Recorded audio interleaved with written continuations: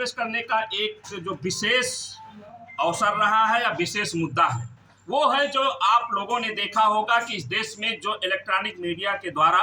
इस देश में एक चुनाव का परिणाम घोषित किया गया या एग्जिट पोल देने का काम किया गया। इससे देश में इंडिया गठबंधन को जो इन्होंने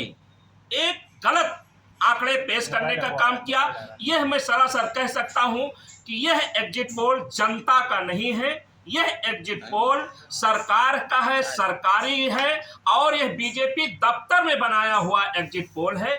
जिसको हम जनता का एग्जिट पोल नहीं मानते। जनता का एग्जिट पोल अगर जो कोई है तो वो है ये 295 का जो एग्जिट पोल है इंडिया गठबंधन के पक्ष में दिखाई पड़ रहा है, यही असली एग्जिट पोल है। और मैं इतना कहना चाहता हूं कि इस तरह के एग्जिट पोल को देख करके यह सरकार अधिकारियों पर, कर्मचारियों पर और विपक्ष के नेताओं कार्यकर्ताओं का जो मनोबल तोड़ने की कोशिश कर रही है। इससे विपक्ष के नेता दबने और डरने वाले नहीं हैं। हम लोगों ने यह जो पूरा चुनाव था हमारा, हम देश के मुद्दे पर लड़े हैं, संविधान के मुद्दे पर लड़े हैं, लोकतंत्र के लिए लड़े हैं, अपनी देश की बेटियों के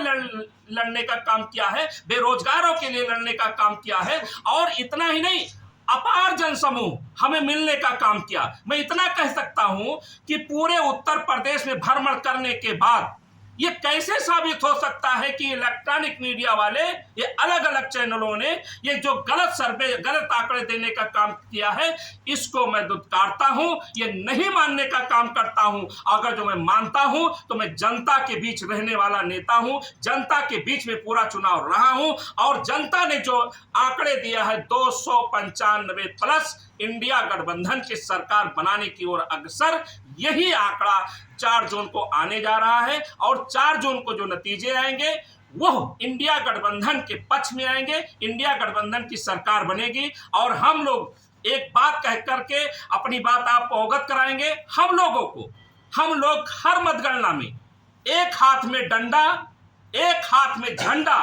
लेकर के मतगणना के स्थल पर भारी संख्या में हम अपने इंडिया गठबंधन के कार्यकर्ताओं, नेताओं और समर्थकों के साथ उपस्थित रहेंगे। किसी भी प्रकार की अगर ये सरकार हीला हवाली करती है, बेईमानी करती है, तो इसके लिए हम लोगों को, ये देश का मामला है, संविधान का मामला है, इसके लिए हम सब कुछ अपने देश के लिए करने के लिए उतारू होंगे और लड़ेंगे, भिड़ेंगे, जेल जाएंगे, लाठी खाएंगे, लाठी मारने का भी काम करेंगे। अगर जो हमारे देश पर खतरा पैदा हुआ, लोकतंत्र पर खतरा पैदा हुआ, तो उसके लिए जयकरण वर्मा सहित इंडिया गठबंधन के सभी नेता सड़कों पर आंदोलन करने के लिए तैयार रहेंगे। मैं एक बात और कहूंगा आप लोगों के माध्यम से कि जिस प्रकार से अभी आप लोगों के माध्यम से ही सुनाई पड़ रहा है कि माननीय अमित शाह साहब ने